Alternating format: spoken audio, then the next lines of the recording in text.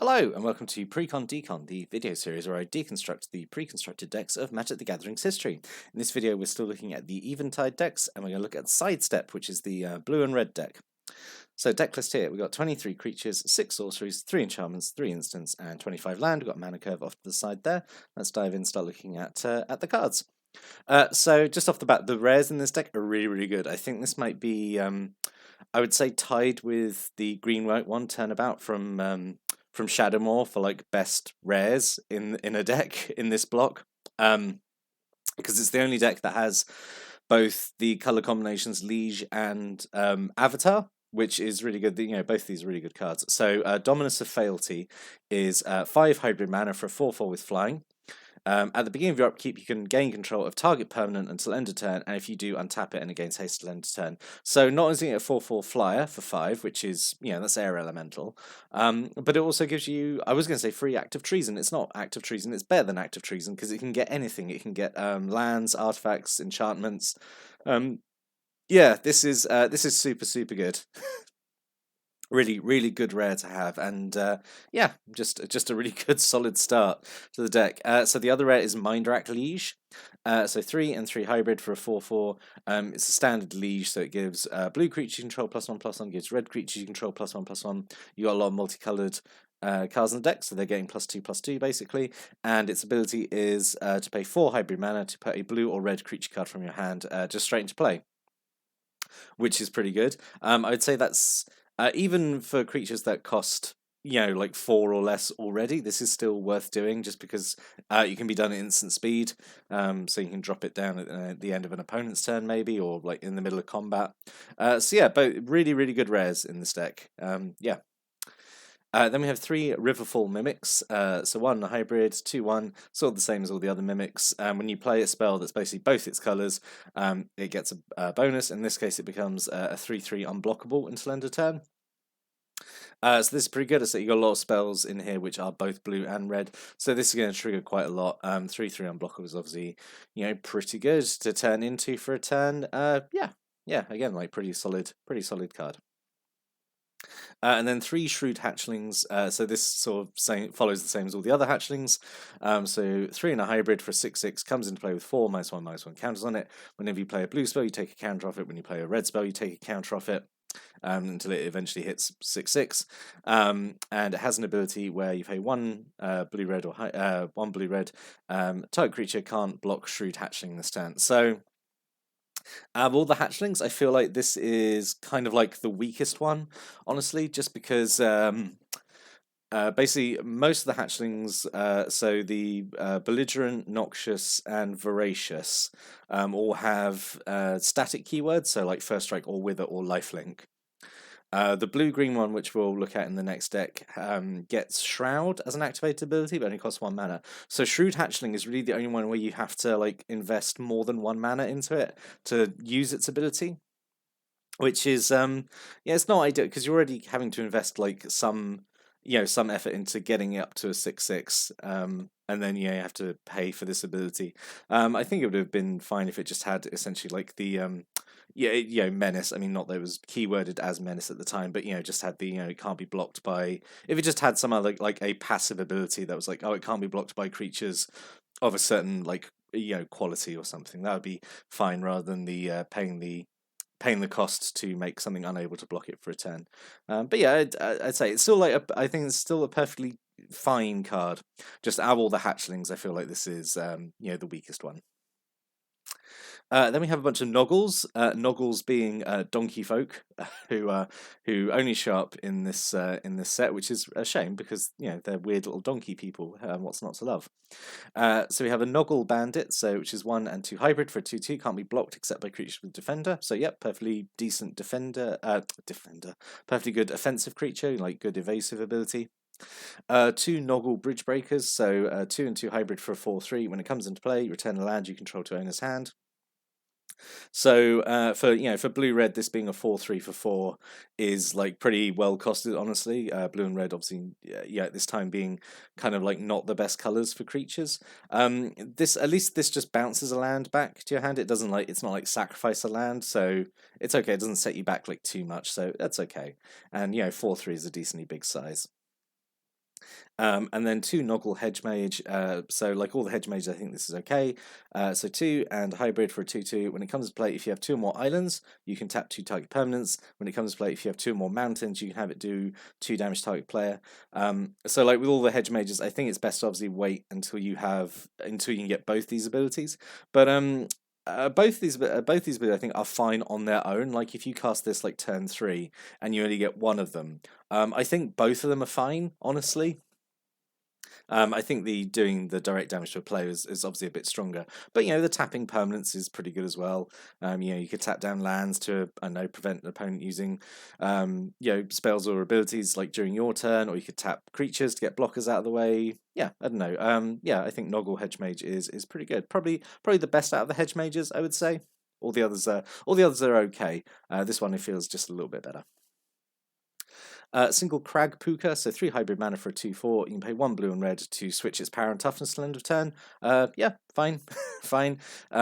This is kind of the thing that blue red had overlap with, really, is switching power and toughness, because all the other color combinations have kind of like a shared keyword. Like say red and white share first strike, or like green and black usually share like death touch. Blue and red don't really have that. Or at least not at this time in the game. And later sets, I suppose they get like prowess, which is the trigger to get +1/+1 whenever you play a non-creature spell. But at this point, it's like a weird grab bag of like, oh, maybe it should be some sort of unblockability, or maybe switching power and toughness, or maybe like drawing cards. I mean, blue red's overlap is usually stuff that cares about spells, but an actual like creature keyword that like affects combat is there's no kind of set answer. So yeah.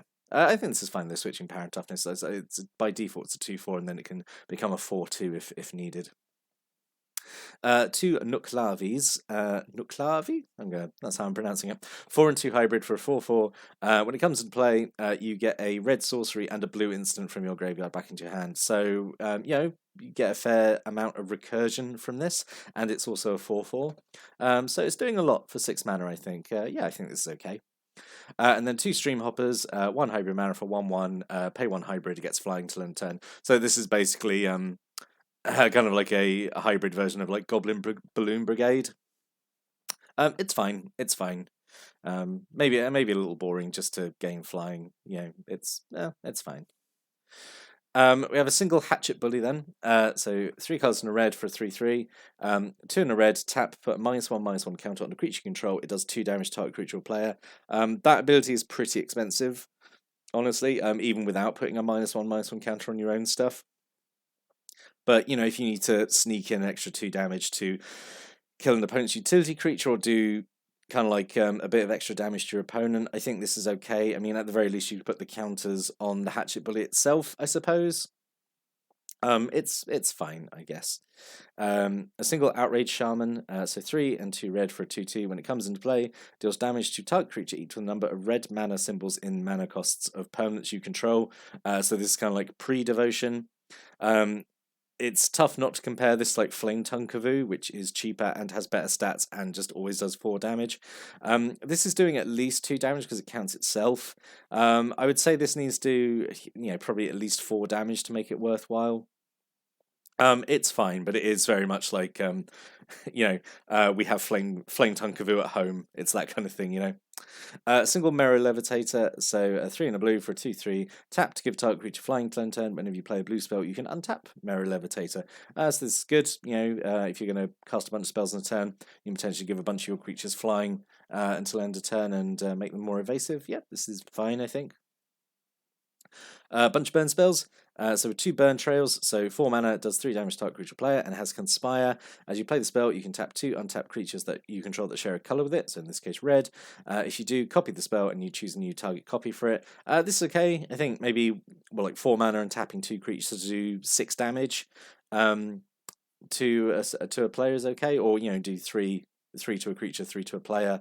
I think this is maybe okay. Yeah, 4, it's all right. And at common, it's okay, I think.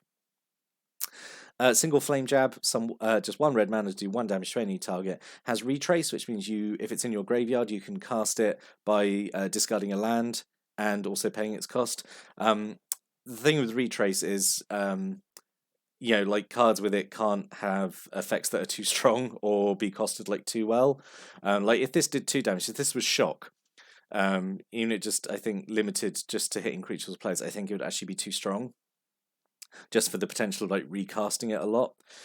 So I think this is like fine as is, I guess. Um, yeah, it's fine. The thing with retrace is like it doesn't get exiled like flashback. It's kind of a combination of flashback and buyback, I guess. But yeah, this is okay. Just have the one of them. Actually, I would have preferred to have a full playset of this, really. Yeah, but single Jaws of Stone, 5 and a red, does X damage to you choose amongst any number of target creatures or players, where X is the number of mountains you control. So in a deck where you've got a split between mountains and islands, this isn't going to hit its full potential. So yeah, I don't think this is a great choice to have. Like I think the card itself is fine, but yeah, it's just not a good choice for this deck. I don't think. That's kind of the thing, really, about Shadowmoor Eventide is that you got a lot of cards that care about really only permanents of a single color, which goes against kind of the gimmick of hybrid, I guess. But I don't know. I'll talk about kind of more how these decks are made. I've got a what could have been video really for like the whole set where I discuss this kind of design philosophy a bit more and like how I kind of think the decks are a bit of wasted potential. But like that's for a later video. And then 2 unwilling recruits, so X and triple red, gain control of target creature until end turn, untap that creature, and it gets plus X plus 0 and haste until end turn. Triple red really hurts this. I don't think it really has any reason to be triple red. Yeah, I think this would have been fine. It's all like maybe like 1 color's 2 red and then X, maybe just to make it a little easier to cast.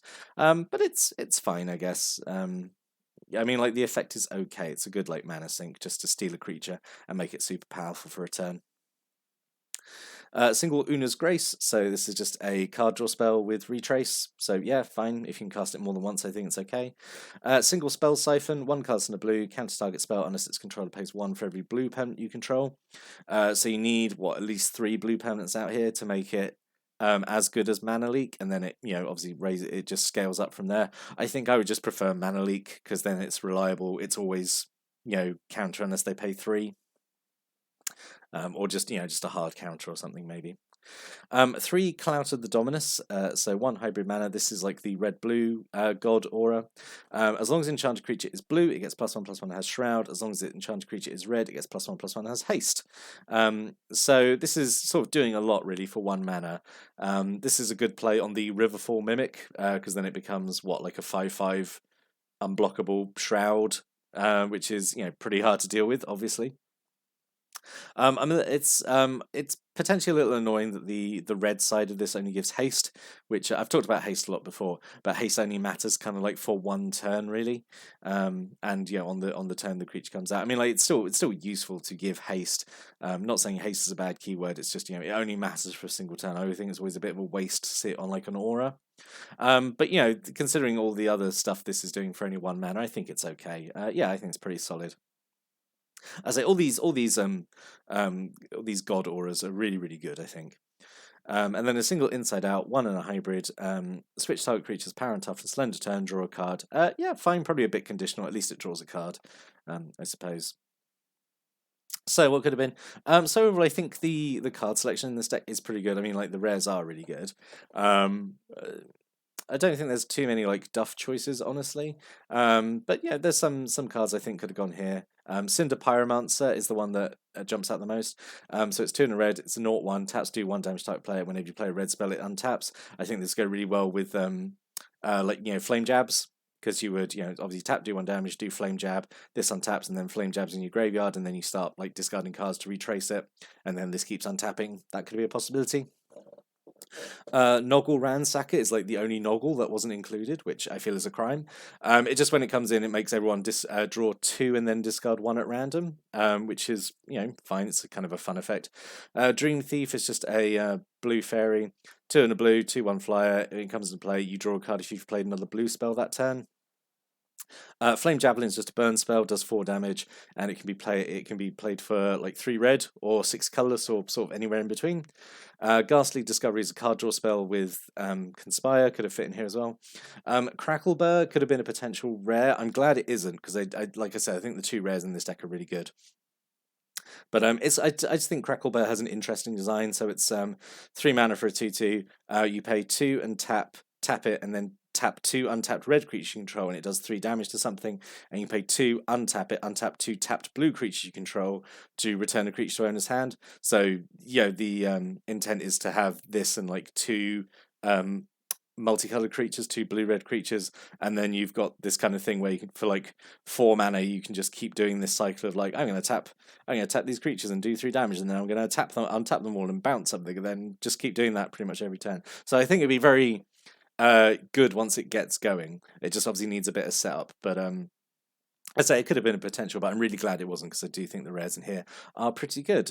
So in summary, I think it's pretty solid, honestly. I don't feel it really has like much of a theme. It just feels like kind of like blue-red, like a collection of just random blue-red kind of good stuff. It's got some burn. It's got like kind of some control options. It's got some kind of weird tricks with like switching power and toughness, or tapping stuff or untapping stuff, or just gaining control of things. It just feels like kind of a sort of just a random grab bag of blue-red effects, which it's fine, but yeah, it doesn't really have much of an identity really. It's just kind of there really.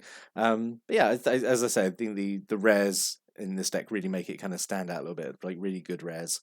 But yeah, that's just my thoughts on the deck after looking at it. What are your thoughts? Did you have this deck? Did you do you have any thoughts or opinions or stories about the deck or any of the cards in it? If you do, please put a comment below. Always like reading those. But I'll be back next time and I'll look at the last Eventide pre-constructed deck. But until then, thank you for watching and listening. Have a good day.